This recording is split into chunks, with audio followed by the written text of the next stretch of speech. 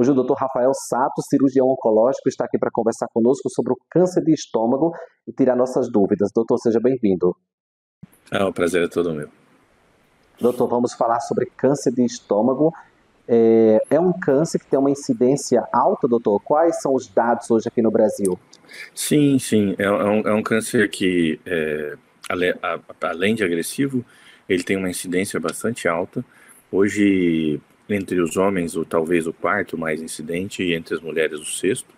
Isso varia um pouquinho de acordo com a região do Brasil. Na região norte e nordeste ele é um pouquinho mais prevalente do que na região sul, mas mesmo assim ainda mais ou menos nessa proporção.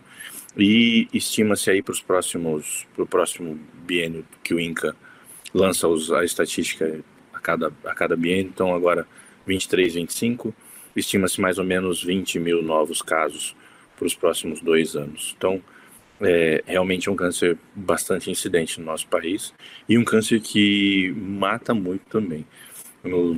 Na última estatística que a gente tem em 2021, nós tivemos aproximadamente 14 mil óbitos por conta de câncer gástrico. Então, é um câncer bastante importante aí para a gente ficar de olho, né?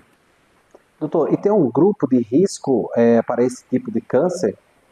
Sim, a gente tem, assim, é um câncer, ele é muito mais incidente a partir da quinta década de vida, a partir dos 50 anos, tanto para homens como para mulheres, e existem alguns fatores, além de genética, além de quem tem tendências familiares ao câncer, a gente tem alguns fatores de risco, como infecções crônicas por H. pylori, consumo muito excessivo de defumados e de alguns tipos de conserva, e principalmente a ascendência asiática também é considerado como um dos fatores de risco para a incidência de câncer gástrico. Doutor, e existe um rastreio? Tem como a pessoa fazer alguma ação preventiva? Tem. Existe rastreio e existem algumas ações preventivas comportamentais que a gente pode assumir, né? Um consumo um pouquinho mais baixo de sal, alto consumo de frutas, vegetais, fibras, isso ajuda bastante na diminuição da incidência ou na prevenção. E como prevenção secundária ou detecção precoce, a gente pode lançar mão de exames como a endoscopia, por exemplo, a partir dos 40 anos de idade, mais ou menos, na grande maioria dos países se considera 40 anos, fazer uma primeira endoscopia como forma de rastreio para localizar, para identificar lesões mais iniciais, onde o tratamento acaba sendo bem mais eficaz e curativo, né? Então, a endoscopia é nossa principal forma de detecção precoce. Existem, claro, alguns sequenciamentos genéticos, alguns exames também que hoje podem indicar uma predisposição daquele paciente ou daquela família a ter a doença, mas isso não é algo. Isso é só uma estatística de prevenção, né? Isso faria com que o paciente tenha que tomar mais cuidado. Não é nenhuma sentença de que ele vai ter, e muito menos uma certeza de que a gente vai estar pegando alguma coisa precoce, né? Mas a endoscopia, principalmente como medida de saúde pública, talvez seja a principal forma da gente fazer um rastreamento. Agora, pensando em sinais, sintomas, esse tipo de câncer ele é silencioso ou ele apresenta alguns sintomas logo no início? Os sintomas, eles podem ser muito vagos, como sintomas que se assemelham a uma gastrite, por exemplo, uma queimação gástrica, sintomas parecidos com refluxo, como uma queimação, uma pirose e uma sensação a gente tem uma sensação de plenitude gástrica, a gente come e fica muito, muito cheio, com aquela arrotando um pouquinho, soltando um pouquinho de gases.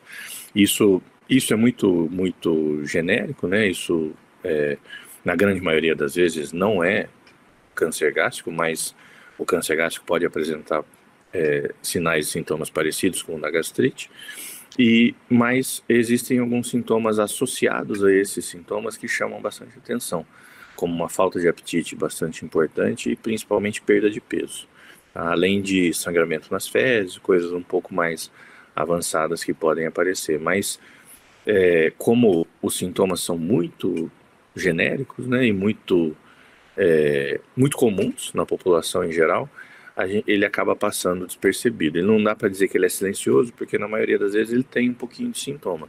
A grande questão é que muitas vezes a gente não valoriza esses sintomas e vai valorizar só quando ele vier associado a essas outras coisas que aí normalmente já indicam um caso um pouco mais avançado.